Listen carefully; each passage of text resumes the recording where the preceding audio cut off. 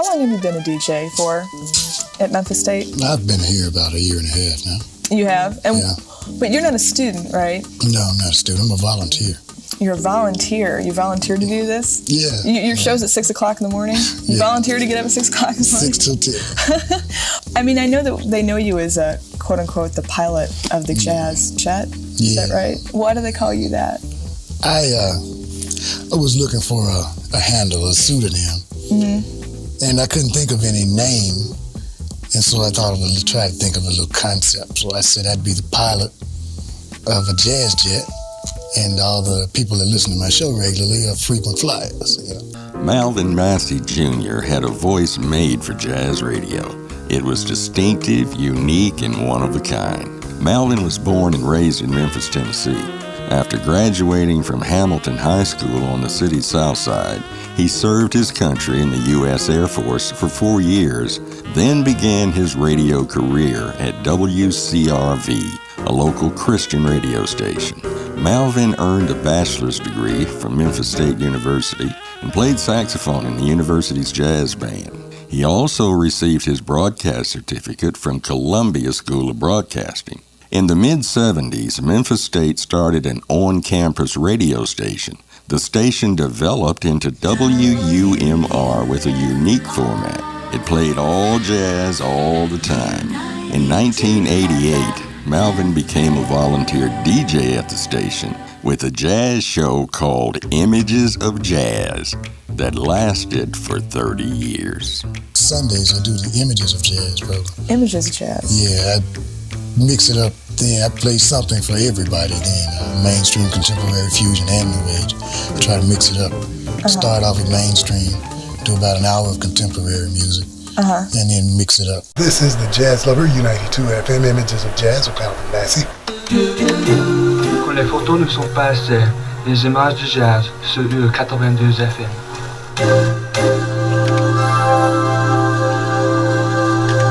If jazz had a human voice, it was Malvin Massey's. Malvin sounded like jazz.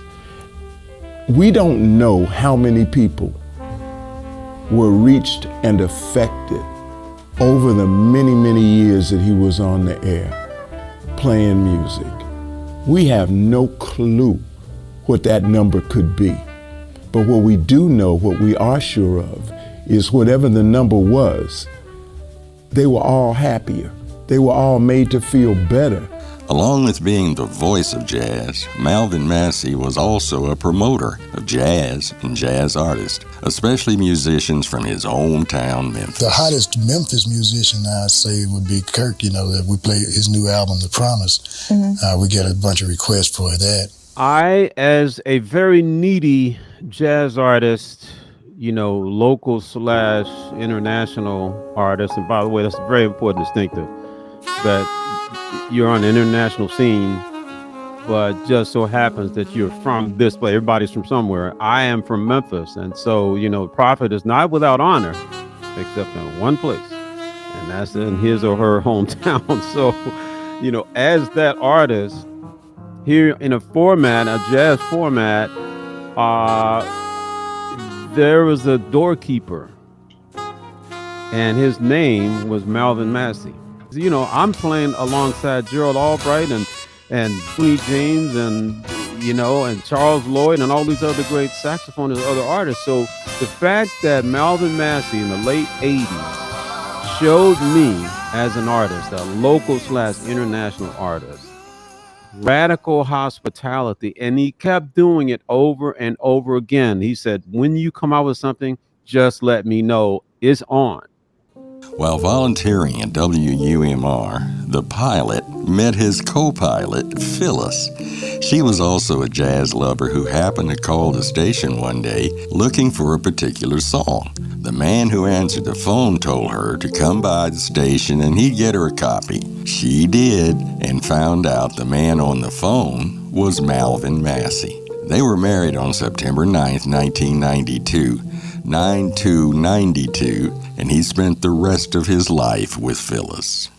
For the next 17 years, Malvin continued to volunteer at WUMR and became music director, program director, and in 2009, the general manager of WUMR, one of only 8 full-time all-jazz stations in the U.S. To scores of university broadcasting and journalism students, Malvin was a teacher, a mentor, and a role model. And for many adults aspiring to be radio personalities, he gave them the opportunity to learn and helped them make their dreams come true.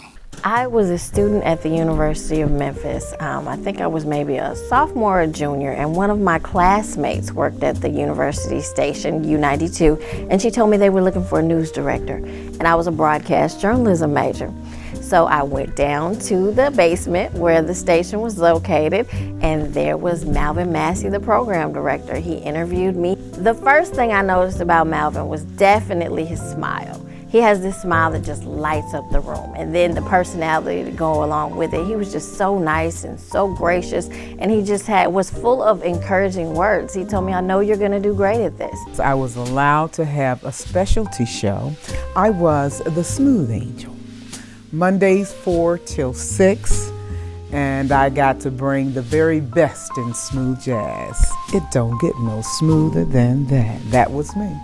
Malvin was the godfather of jazz to me and Memphis in terms of it being getting the airplay that it needed to get, and being an advocate for jazz and being a spokesperson for jazz, and one of the most knowledgeable people that I know in the city as it pertains to jazz. He was just top dog at what he did. He really was. There is only the one genre, and that's jazz. And like Duke Ellington said, music is beyond category.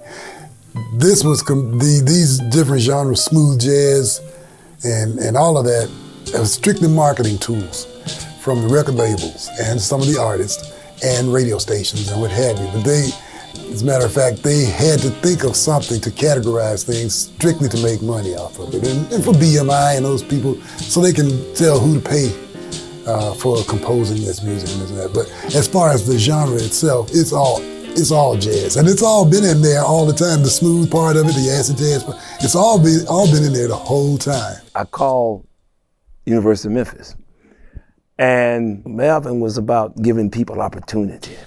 And I was a recipient of that opportunity. I'm ever so grateful. I know you didn't ask me this, but I'm ever so grateful because I got an opportunity to do something that I've always wanted to do. I got an opportunity to be somebody else, and I enjoyed that. And for that time, it was the best non-paying job I ever had. So I was actually, it was my senior year at the University of Memphis. And I was looking for an internship, and my instructor at the time, who was overseeing like where I would be having this internship, says, "Hey, you want to work at a radio station?" He walked me from the music building all the way down into the office, and there, stacked with CDs, you only see the shining head of Malvin Massey there, and he gets up, and this tall man goes, "Oh, hey, so you must be the new intern. You like music? You like jazz?" Yeah, and it just fell from there. I think one of my favorite things was going into the studio, and you're preparing for the show, and you start playing some music, and then you just see the shadow of Malvin just coming into the on-air room. He goes, "What are you playing? That's bad, man. That's so bad." On the show, I went as Steve Moore, and I started with a guy called Phil Webster, and we had the Jazz and More show. He was always a joy. He loved it when my daughter started working with us. He loved that a young person was in the studio and she loved Mr. Malvin and loved Phyllis, and it was just always a good time. I'm gonna miss Sunday morning, getting up, cooking breakfast, and Malvin's not on the air anymore. That's what I miss the most, because that was what Sunday morning meant to me. It's so amazing that the Europeans subsidize their culture.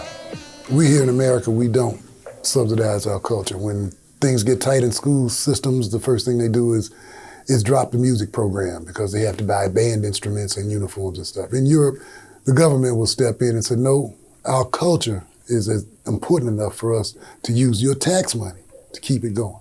When I originally called the station, I was calling because I had taken a leadership class and I was told that, okay, with your voice, let's do something with it. I graduated from U of M and I said, well, let me call and see if I can do something over there. Called Malvin. So he said, okay, well, I don't have any voiceovers for you to do right now, but with your voice, why not have a spot? And I said, have a spot? He said, yeah, with that voice, you can do radio. So it was really Soulful Jazz Mondays with Toya the Voice Mason. I believe that what I'll miss most about Malvin is his encouragement.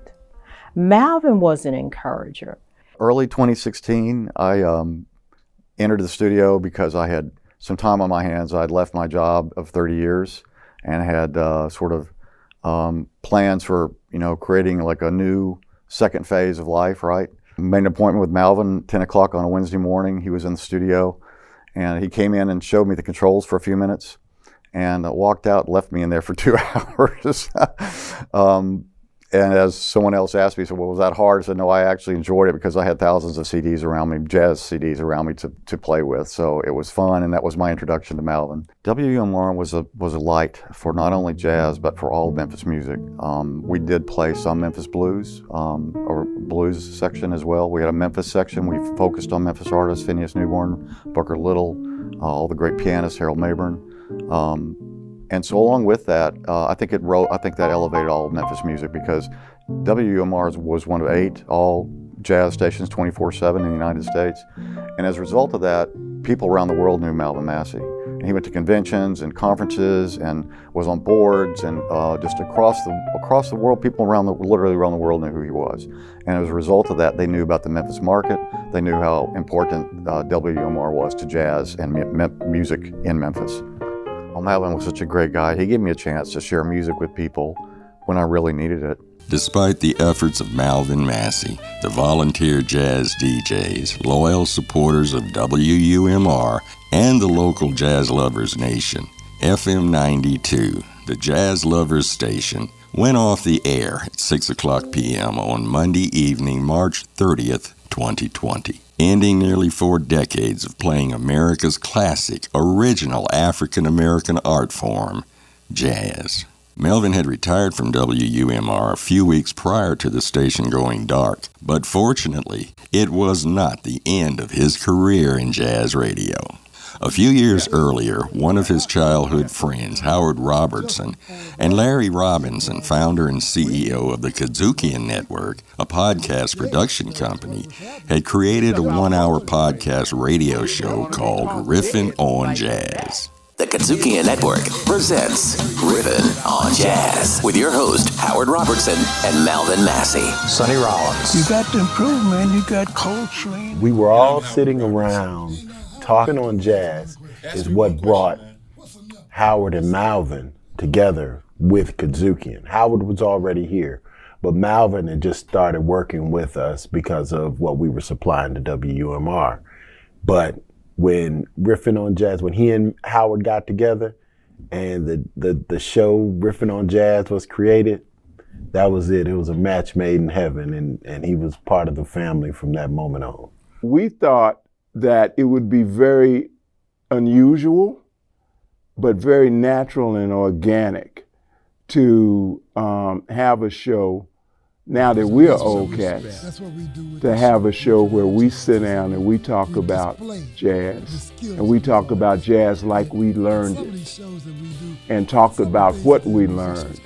And that's it. And we came up with the opening, Riffin' on Jazz is your weekly visit with friends, talking about the music that we love, that classic African-American art form called jazz.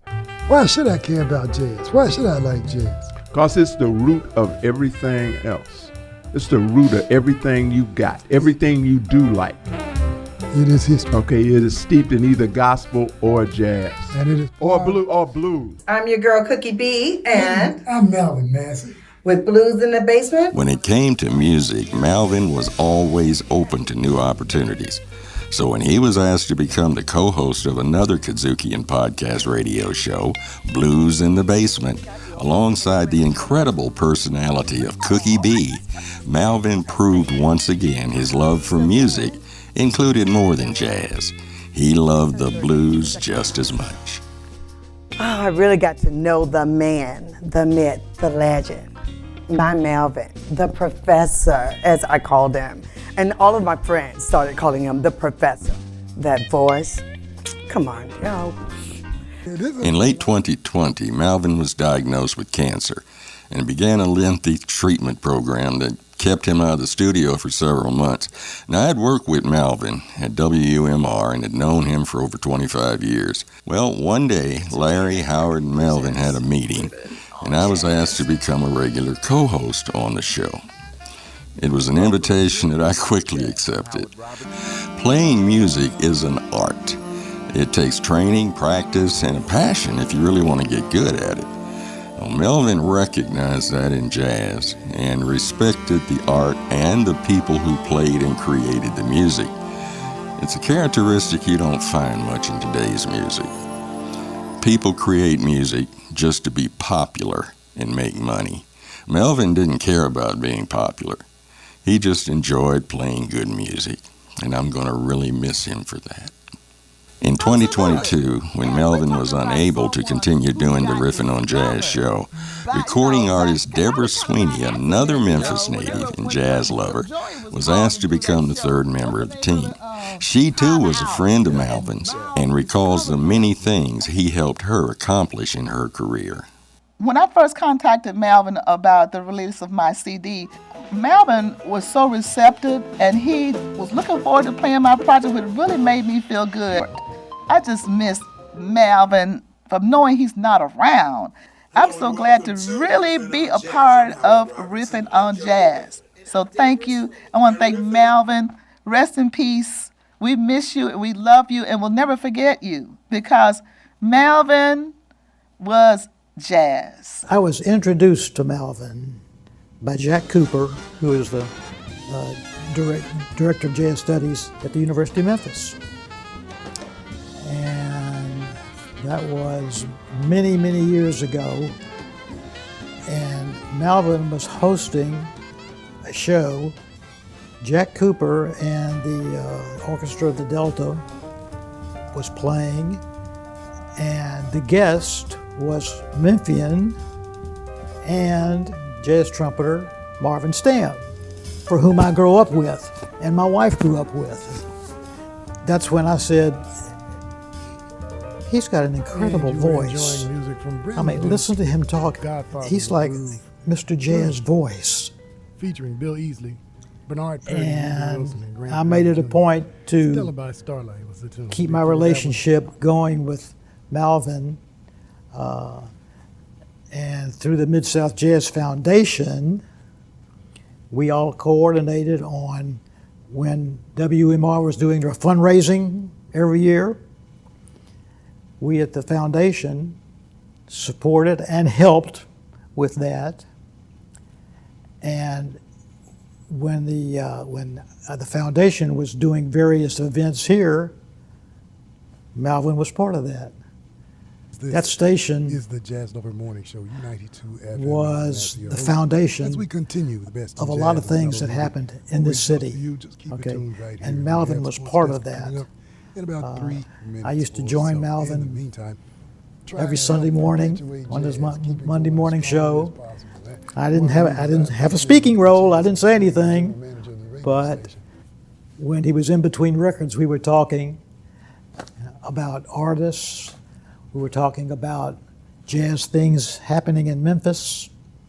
How can we improve that? Golly, what a kind, gentle soul that man was. And we were all on the same track. I loved it. I loved him. In the meantime, I want to remind you that yesterday is history, tomorrow's a mystery. Today is a gift, That's why it's called The Present. From the pilot, the co-pilot, and Miss Ruthie, you have a great day and keep it tuned to the Jazz Lover, U92 FM. On October 29th, 2022, the pilot, Malvin Massey, took his final flight and laid the jazz jet to rest. For well over 30 years with his loving wife by his side, he lived his life doing what he was put here to do, what he loved to do, and what he enjoyed doing, playing that classic African-American art form called jazz.